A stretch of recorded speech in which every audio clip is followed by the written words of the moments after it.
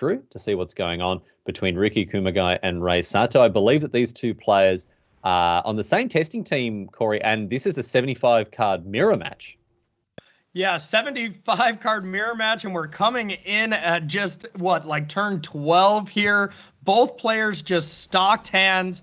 Looks like neither one of them has been really committing to the battlefield. Just looking at a bunch of tomes on the battlefield, you can kind of imagine how this game has been playing out, right? Nobody wants to really blink first. They each have a tome, so they just want to draw some cards, set up their hand so that they can just have a lot of fireworks.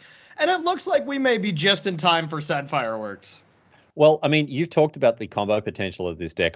My brain is nowhere near large enough to understand it. But apparently, if you just play 7 cards in the right order or something, then you win the game on the spot. Talk us through it, Corey. What's going on?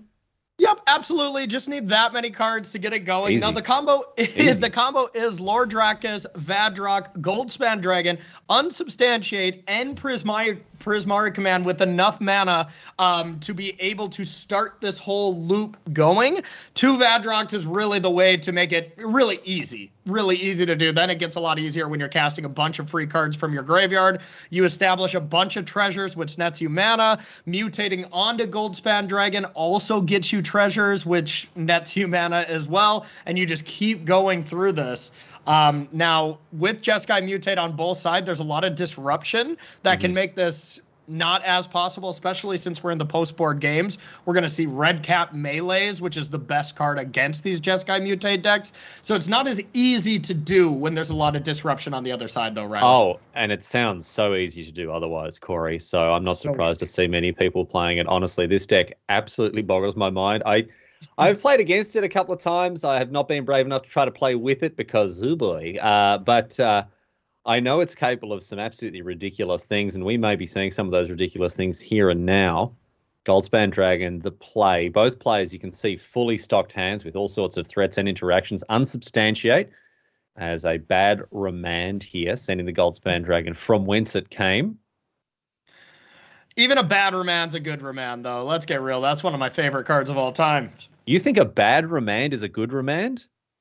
Absolutely. Even though, a bad remand is still a good card. That's what I meant to say, because remand is so good. I think a bad remand is a bad everything. I'm not coming with you on this journey. Anyway, what's going on here? Test of talents with unsubstantiate. That's huge. Oh my goodness. That is really huge. So maybe we're going to see an unsubstantiate on the unsubstantiate to be able to prevent that from happening and kind of countering tested talents. But as it stands, there's a negate as well waiting on the other side.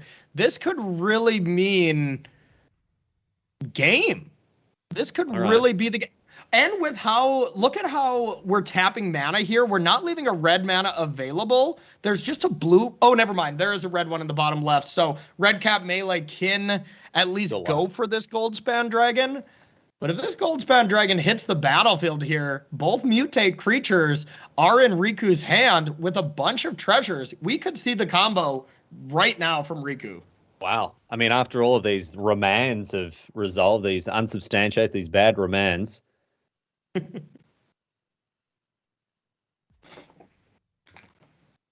So both of them are targeting the Goldspan Dragon, I believe. Rei Sato is just saying, look, this is how I remand you. Put that back in your hand. I tried. You nailed it. We need more songs. Yeah. It should be this is how you remand me. Put that back in my hand. There's definitely meat on those bones, man. There's definitely meat on those bones. I'm going to workshop that one. Yeah, you get in the studio, get that song ready, and also there's going to be a quiz on how the combo works after this broadcast. So I can do the first part. Okay? I can do the first part. I don't know about the second one here. So here's the big thing with tested talents. Now, sure, it got rid of all the unsubstantiates, which does mean the combo is basically impossible from Rei's side. But it also means, look at those red dots here on Rei's hand. You are able to have perfect information and know when the coast is clear and what you have to play around. So back to Sato here. Maze Mind Tome, the draw. Hand fully revealed, of course. And that's another thing the test of talents can do, as you say, Corey. The information is not worth nothing. Exactly. And now we're going to see what kind of plays we're going to see if we're just going to jam Goldspan Dragon. Now, we don't have perfect information of Riku's hand from Rei Sato, so it's a little bit trickier for him to decide what to do. Honestly, I think the global energy crisis could be solved here by just strapping some electrodes to these two boys' brains. The synapses firing as they try to navigate this mirror here would probably power a small city, Corey. No kidding. Yeah, this is one of the tricky. Honestly, all mirror matches, not all, because there's some aggressive ones that are not too tricky. Just play some stuff and attack. But for the most part, mirror matches are very difficult, right? Because your decks are assembled to beat other decks. So when you have to put it up against the exact cards you're playing with, there's certain ways each players are going to sideboard to kind of juke the other player. And it just gets to be very complicated to try to play around the same cards that you have in your deck. So, Maze Mine Tome activation. With the fourth and final one here for Kumagai.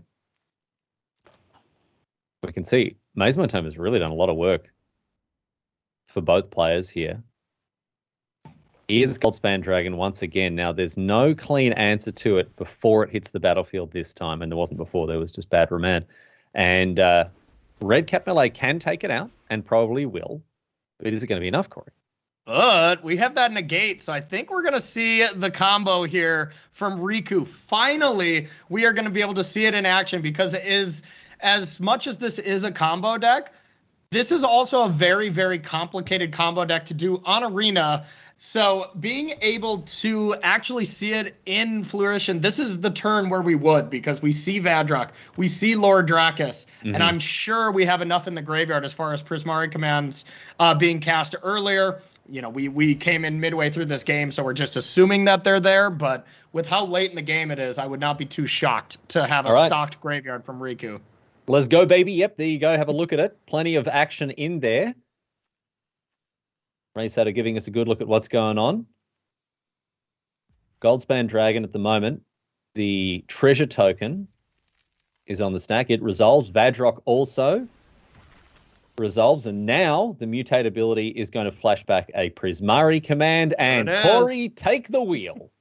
All right, so Prismari command now has some option. It gets pretty interesting because that Fire Prophecy is known information.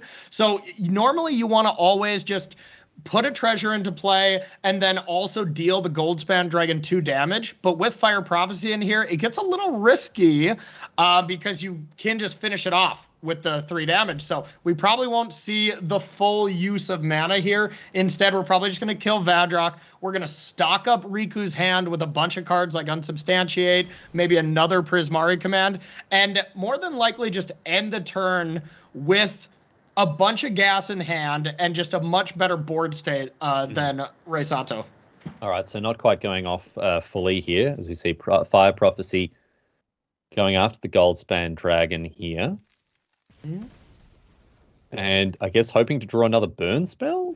Or a counter spell, yeah. Might just be conceding to that. Yeah, doesn't find either of them. This is looking very bad here for Rei Sato now. Yeah, that looked like it was one last-ditch effort to find a counterspell to stop this loop from going off. Yeah, both of these players have played this deck enough. They see the pieces here. They're not going to make each other go through it. Not only are they playing the same deck so they know how it works, but they also are teammates and respect each other's time. I think that's a big aspect as well. So Prismari command going to finish off that Vadrock. Still this Goldspan Dragon with 2 mutate creatures underneath it, and another Goldspan Dragon as well. I mean, never buying a combo, mate. Once again, there's a combo I talked about yesterday. How about the combo of Goldspan Dragon and attacking your opponent for a lot of damage? Oh, yeah, the old Splinter Twin combo. Goldspan Dragon plus attack all. Yeah, gets it done. No, so that's the thing is we always see the attack first because it generates mana. So we're still going to see the combo here, but you attack first because it gets you mana, and then you return it. Now we see these cards return to hand. Now they'll get mutated back on a Goldspan Dragon. Get some more treasures. Cast another Prismari command. Get a treasure. Deal 2 to the Goldspan Dragon to net another treasure. Mutate Lord Drakus on here, and now we are officially doing it. Riley. All right, let's see how it goes here because this is absolutely buck wild. Prismari Command makes a treasure and loots. And here's Lord Drakus now. Which is free. 2 mana to mutate. You get another treasure. So that is just a free mutate. Because the mutate ability targets. Yep. Okay. Now we see Vadrok's ability, which plays a free spell. It's always going to be Prismari Command, and then you return another spell, another counter spell, another unsubstantiate, expressive iteration, whatever. You pick all the spells you want. Now we can sack all of these treasures after we mutate again, and yeah, that's going to do it. Yep, Rei Sato packs him up here, and Riku Kumagai, after going off with this Jeskai deck, even though it does have that combo potential, it's not always that we see it win through the combo, but